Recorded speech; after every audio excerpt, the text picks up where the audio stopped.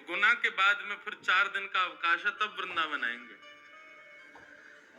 आप लोग कहेंगे महाराज जी आप भी अपने ठाकुर जी को लिए घूमते हो, हम लोग लिए घूमे तो क्या दिक्कत है? पर हमारे ठाकुर जी बड़े व्यवस्थित चलते हैं। एक ट्रक सामान तो ठाकुर जी का व्यवस्थाओं का ही चलता है। क्यों?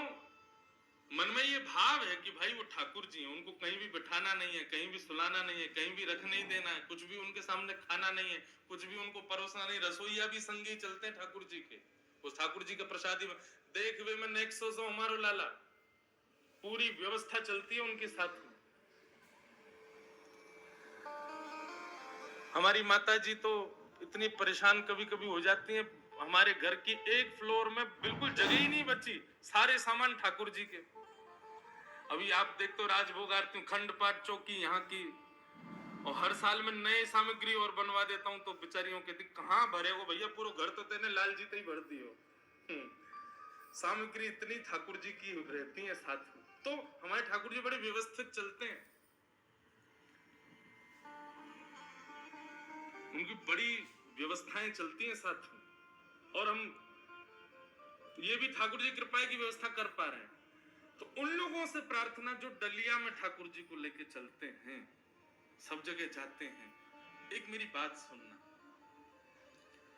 ठाकुर जी प्रत्यक्ष चले ये आवश्यक नहीं। हमारे पूज्य श्री जगन्नाथपुरी वाले महाराज जी पधारे, आपके ठाकुर जी भी पधारे, पूरी सेवा आई है और पूरी व्यवस्थित सेवा आई। ठाकुर जी की जैसे भोग सामग्री आदि बननी चाहिए उसी प्रकार, जहां महाराज जी का निवास है वहां उसी प्रकार सेवा ठाकुर जी की चल रही है।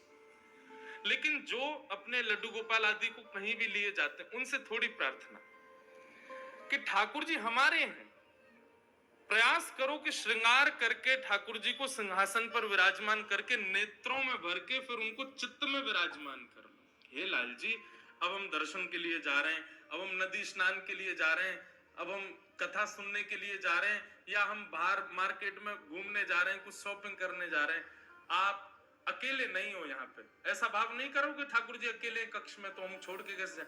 ठाकुर जी आप चित्त में विराजमान हो जाओ, और ये भाव रखो कि अब ठाकुर जी मेरे चित्त में ही हैं, वो मेरे संगी जा रहे हैं, आप ऐसे जाओ।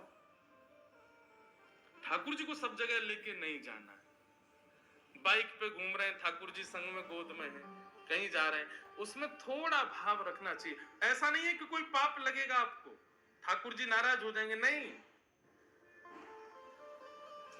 पर भाव से आप ठाकुर जी को स्वीकार नहीं करते हो, उससे भी ठाकुर जी की सत्ता पर एक प्रकार से प्रश्न चिन्ह लगा रहे हो आप, कि नहीं ठाकुर जी आप यही हो, आप हृदय में नहीं हो, ऐसी बात आ जाती।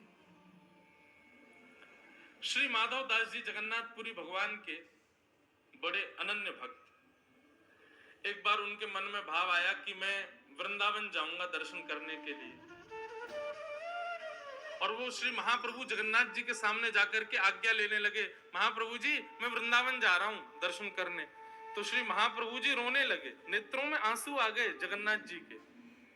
माधव तुम मत जाओ, तुम्हारे बिना हमारा मन नहीं लगता पुरी में। माधवदास जी बोले, अब मैं भगवान, मेरे भी तो मन करता है कि मैं वृंदावन जाऊं, तीर्थों में जाऊं, दर्शन करूं।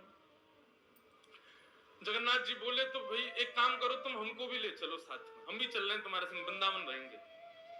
ठाकुर जी तैयार हो गए मंदिर छोड़ के जाने के लिए, बोले बलभद्र सुभद्रा संभाल लेंगे, 6-7 महीने में हम भी तुम्हारे संग लौटे आएंगे, हम तो तुम्हारे संग ही चलेंगे। माधवदास जी बोले, भगवान पूरा विश्व मेरे पीछे पड़ जाएगा, आप ऐसे नहीं करो, और आपको तो इतनी भूख लगती है, पूरे दिन आपको दाल भात खवाना पड़ता है, नए नए भोग बना बना करके आपको पवाने पड़ते हैं। अब मार्ग इतना दुर्गम, बीच में भोग की व्यवस्था नहीं हो पाएगी, आप भूखे, आप, हम तो संत महात्मा 3-3 दिन भूखे रह लेते हैं, आप कैसे रहोगे?